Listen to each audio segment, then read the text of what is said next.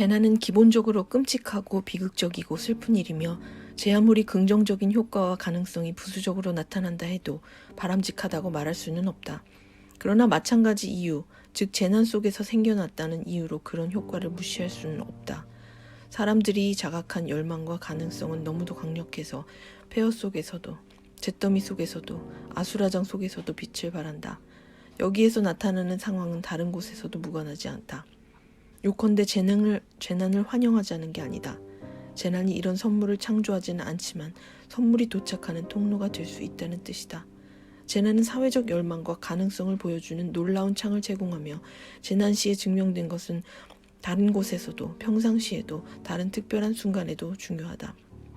대부분의 사회적 변화는 선택으로 생겨난다. 예를 들어 우리는 사회 안전망이나 지역사회가 함께하는 농업의 가치를 믿기에 협동조합에 가입한다. 하지만 재난은 선호에 따라 우리를 분류하지 않는다.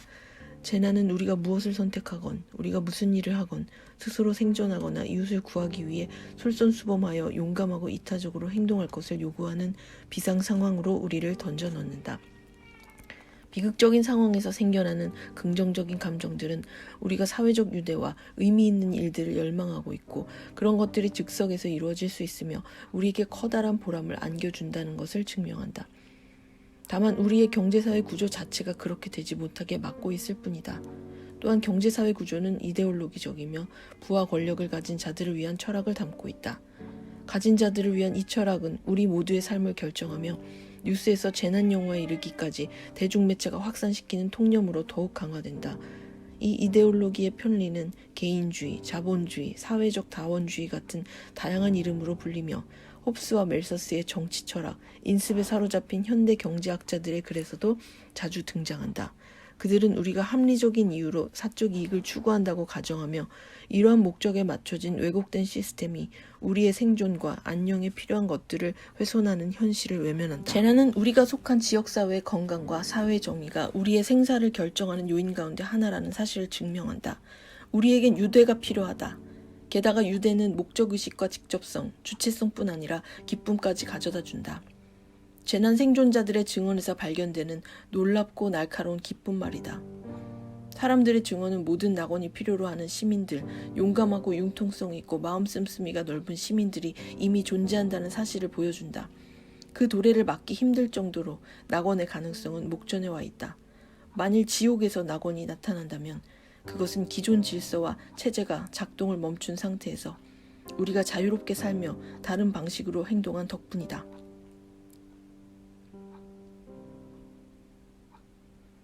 포스트 모더니즘이 지적 지형을 바꿔놓은 이래 변하지 않는 보편적인 인간의 본질이 있음을 함의하는 인간 본성이라는 용어를 쓰는 것조차 문제가 되었다. 재난을 연구하다 보면 인간은 상황에 따라 다르게 발현되는 여러 가지 본성을 가지고 있음이 분명해지는데 특히 두드러지는 본성은 회복력과 임기응변 능력, 관대함, 동정심, 용기 같은 것들이다. 정신의학에서는 재난의 영향을 일관되게 트라우마, 곧 정신적 외상이라고 일컫는다. 이는 참을 수 없이 연약한 인간, 행동하기보다는 행동에 영향을 받는 자, 한마디로 피해자가 되기 딱 좋은 인간을 암시한다. 재난 영화와 대중매체는 평범한 사람들이 재난에 직면하면 병적 흥분에 빠지고 광포해진다고 묘사한다. 우리는 우리 자신의 경험을 믿기보다 우리를 가리켜 희생자나 야수라고 말하는 대중매체를 믿는다. 공식 자료들, 주류에 속하는 자료들은 확인해주지 않지만 대부분의 사람들은 이와는 다른 인간 본성이 있다는 것을 경험적으로 안다. 이 책은 평범한 사람들이 재난에 훌륭하게 대처한 이야기를 다루며 그러한 대처에 어떤 의미가 있는지를 다룬다. 지금은 널리 이야기되고 있지 않지만 이 주제는 최악의 상황이 닥쳤을 때 우리가 어떤 존재인지를 말해줄 수 있는 주제다. 그러나 사람들의 훌륭한 대처와 아울러 무엇이 그것을 가로막고 숨기는지 이해하려면 고려해야 할 중요한 문제들이 있다. 하나는 재난이 닥쳤을 때 종종 야만적으로 대응하는 소수 권력자들의 태도다. 다른 하나는 대중매체의 믿음과 표현이다.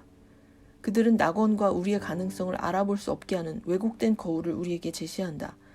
또한 믿음이 관건이며 대중매체와 엘리트들이 공통으로 갖고 있는 믿음은 2차적 재앙이 될 수 있다. 이런 사례는 허리케인 카트리나 이후에 극명하게 드러났다. 이 세 가지 주제는 거의 모든 재난에서 서로 얽혀 있다. 따라서 우리가 만약 낙원을 엿볼 수 있다면 낙원의 가능성을 은폐하거나 반대하거나 때로는 파괴하는 세력들이 누구인지 간파할 수 있을 것이다. 이러한 사회적 소망과 사회적 가능성은 최근 수십 년 동안 이어진 지배 담론을 거스른다. 최근의 역사는 사유화의 역사로 읽을 수 있을 것이다. 여기서 사유화란 경제의 사유화뿐 아니라 사회의 사유화이기도 하다. 마케팅과 대중매체는 사생활과 개인적 만족이라는 망상을 점점 더 부추기고 시민들은 소비자들로 다시 정의되고 공적 참여의 쇠퇴와 함께 집단이나 개인의 정치적 힘에 대한 인식과 공적 감정과 만족을 표현할 언어마저 사라져가고 있다. 사람들끼리의 자유로운 연합은 돈벌이에 도움이 되지 않는다.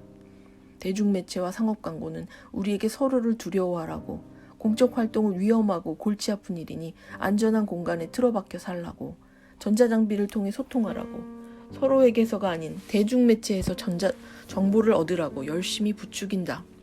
그러나 재난 속에서는 사람들이 함께 모인다. 어떤 이들은 이러한 모임을 폭도로 여겨 두려워하지만 많은 이들은 낙원과 가까운 시민사회 경험으로 소중히 간직한다. 현대적 용어로서 사유화는 관할권, 재화, 용역, 철도, 수도, 경찰, 교육 등의 권한을 민간 부분과 변덕스러운 시장에 맡기는 것을 뜻하는 경제 용어다. 하지만 이러한 경제적 사유화는 우리가 서로를 보살피는 사람이 아니라고 말하는 욕망의 사유화, 상상력의 사유화 없이는 불가능하다. 재난은 피해자들을 다시 공적이고 집단적인 삶으로 돌아가게 함으로써 무지불식간에 서서히 다가오는 사유화라는 재난을 어느 정도 지연시킨다. 참여와 주체성, 목적의식과 자유가 적절히 존재하는 사회에서 재난은 재난일 뿐이다. 이제 낙원을 이야기하는 사람은 드물고 서로 그런 말을 하더라도 손에 잡히지 않는 먼 것으로 언급할 뿐이다. 우리가 듣는 이상적인 사회는 하나같이 인류가 타락하기 이전의 원시사회처럼 오래전에 있었거나 히말라야 오지에 존재하는 영적인 왕국처럼 머나먼 곳들이다. 그것이 함의하는 바는 우리는 지금 여기에 있으며 따라서 그런 이상적인 삶을 살 수 없다는 것이다. 그러나 만약 최악의 순간에 낙원이 이따금 우리 사이에서 섬광처럼 번쩍인다면 어떻게 될까? 만약 지옥의 문턱에서 우리가 그것을 본다면 이 섬광들은 오래전에 존재했거나 멀리 떨어져 있는 이상사회가 우리에게 보여주지 않는 것, 즉 우리가 어떤 사람이 될 수 있고 우리 사회가 어떤 사회가 될 수 있는지를 보여준다.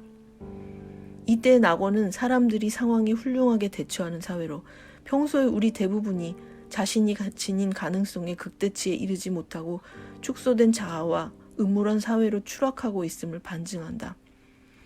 많은 사람들이 더 나은 사회를 꿈꾸는 일조차 하지 않지만 막상 그런 사회를 만나면 그것을 알아볼 수는 있다. 비록 말로 표현할 수는 없더라도 그러한 발견은 그들의 경험을 통해 빛을 발한다. 어떤 이들은 그런 사회를 인식하고 파악하며 그것으로 뭔가를 만들어낸다. 그리하여 좋은 쪽이건 나쁜 쪽이건 파열 속에서 장기적인 사회 정치적 변화가 일어난다. 이 시대의 잠재적 낙원의 문은 지옥 속에 있다.